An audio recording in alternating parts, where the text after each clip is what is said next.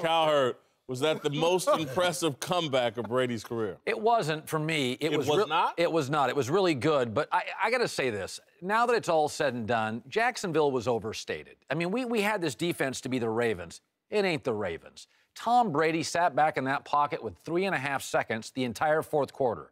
They were only on the field for 61 plays. They looked tired at the end. By the way, no Gronk, can't run trailing, and slot receiver Danny Amendola ate their secondary alive.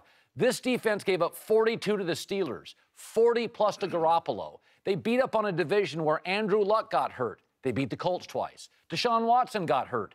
They beat Houston twice. Yet Mariota beat them. They're pulling back. They got breaks this year. The two best quarterbacks in their division, Luck and Deshaun, are out. Pittsburgh lit them up. Brady lit them up. They had no pass rush late. And without Gronk, Brady moved up and down the field. You're trashing their defense and taking me a different direction. I do believe this was the most impressive. I do believe Jacksonville's defense is formidable. I just happen to think Tom Brady is better than anything we've ever seen before. And I don't say that from a physical standpoint. I say that from a commitment standpoint. He is more committed than any athlete we've ever seen before. That's why at 40, he's playing as well as he did at 28, 29, 30, or even better. Again, even if we compared him to Michael Jordan, not as committed as Tom Brady. Michael Jordan loved to hit the clubs, loved to gamble, loved to drink. Retired twice. Yeah, retired everything. Tom Brady, again, he talked about in his Tom versus Time, he's giving up his life for football. His life's out of balance. We've never seen anything like this. This was incredible because from the moment Jacksonville made those mistakes at the end of the first half, I was like, oh, Patriots going to win this game. For me, this is not his most impressive comeback for two reasons. He did it twice in the Super Bowl. The Super Bowl 51 last year against the Atlanta Falcons, and then 49 against Seattle Seahawks, both who I think, well, the Seattle team who I felt like was more experienced and had an even better defense. And so to do that against them, for me, Jacksonville, you talk about their defense is really good. Tom Brady is better. So it's not shocking to see him in this position or this team in this position where they're down in the fourth quarter and they're asked to overcome adversities. This is who they are. They don't get caught up in statistics. They don't get caught up into who's in uniform or who's available. They get caught up into who is on the field and what do you need to do to make us a better team. They are better at that than anybody in the National Football League. Maybe ever. That's absolutely. That's why they continue to represent the AFC in the Super Bowl every single year, and this is for the 8th time in that era. Yeah, well, absolutely. I agree with you. I think last year during the Super Bowl, that was the most impressive comeback I've ever seen by this particular team. Look at it yesterday.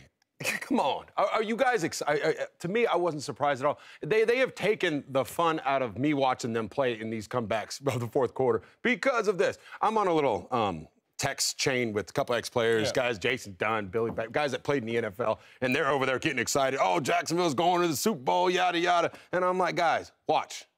We've seen this before. So I didn't get excited. It was like they're going to come back.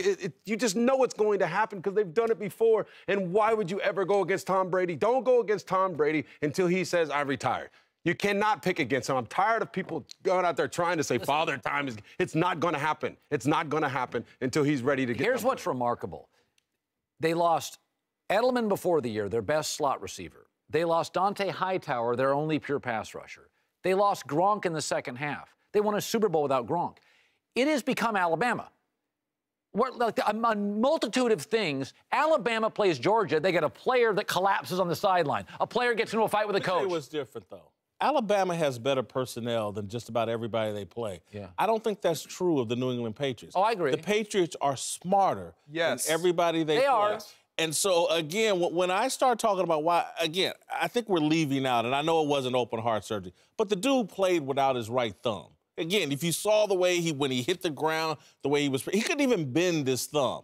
And we're sitting, and Jacksonville's defense, if it had any help from its offense during the second half, would have won that game. But they didn't get help from that. And so I don't want to denigrate Jacksonville's defense Tom Brady and those receivers that were left outsmarted a team that was physically more talented than them. And that's why Jalen Ramsey and Jacksonville should shut their mouth until they're willing to meet the Patriots on their level. And that's playing the game up here more than with your legs and any other part of your body. There was a moment during this season that was really telling for me. That remember the Jesse James touchdown for the Steelers that was overturned?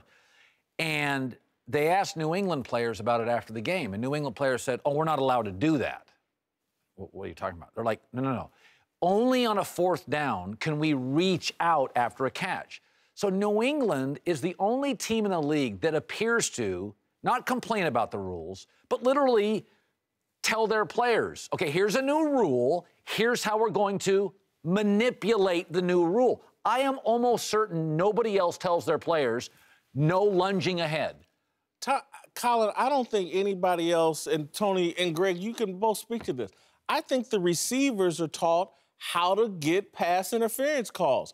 I didn't like the officiating, but I also think New England game plans for that. We're going to throw it downfield.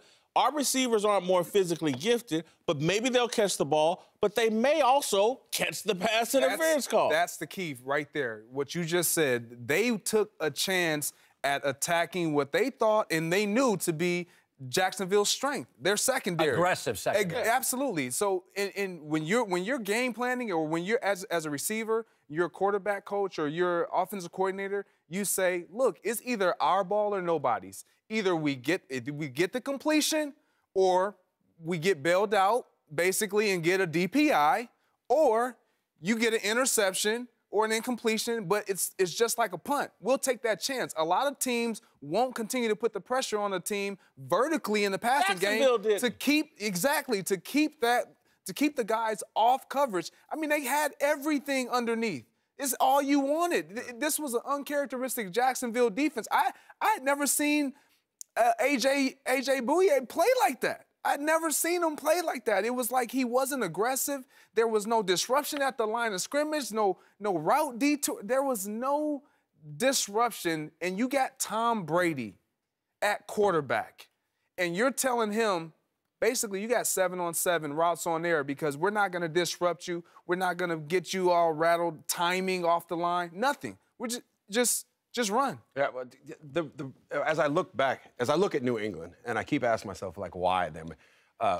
They're the perfect storm. They got an owner that doesn't have an ego, that says, okay, Belichick, you do what you want to do. You got a head coach that I love his ego because he coaches around the players. He says, we're going to coach on what you guys do well. James Harrison comes in, has impact in a game. Unbelievable. James Harrison is having an impact now. You got Amendola showing up. Gronk goes out. It doesn't matter. And it's not just Tom Brady. I love Tom Brady, but it's not just him. How about at the end of the game, Gillespie making that catch at the end of the game? Remember the week before, Minnesota Vikings, their young guy, he could have ducked his head. They didn't make the play. That's why they lost the game. That doesn't happen with New England. Their ego is always in check. And a lot of people look at them, they don't like New England for whatever reason. The only reason they don't like them, the only reason is because it's the same story. They keep winning. You're tired of reading that book. You're tired of going to that restaurant, even though it's a 5-star restaurant. The New England Patriots, I love them. And I want to see a different team win the Super Bowl, but I don't think it's going to happen. I want to ask you a follow-up, Tony, because you had 17 years Hall of Fame. Greg, you played 12, 13 years. How can Tom Brady's commitment at 40 be stronger than it was at 30? Where were you at the end of your career in terms of, like, he said, I've chosen to give up part of my life for football. That's what blows my mind. I've said that on this show. I've said it on our show. This guy is unlike anybody that I've ever met. Being in a position, my last year, I went to the Pro Bowl. I had 83 catches. I could still play. And you saw that Facebook commercial yesterday. He said, why would I want to retire when I'm playing the best I've ever played? Yes. And I asked myself, why did I retire? And I was going to a Pro One. I had 83 catches. I could have played another year. Because I'm not willing to give up what he has given up. Absolutely. And that is why. This guy is one of the he's one of the greatest players of all time. And I think I'll take it a step further. It's not even so much that you're not willing to just give up your life, half of your life, but you start thinking at the end of the season when you're not having success. I mean, we weren't fortunate to have the success that Tom Brady has had year in and year out. When you are not having that type of success, thoughts of, man, this grind all over again. For nothing. Exactly. It start entering in your mind before the season even gets started. And if you go in with that mindset, you're not going to be able to manipulate yourself to believe that I got to start all over again, I got to reboot, and I got to convince myself that last year, even though I'm on the mountaintop, never happened. He has the uncanny ability to do that year after year. It is unheard of. I've never seen it before, and he has put me in a position where I want to see him do it again. All right, well, listen, I've created my second Hall of Famer. Tony was my first.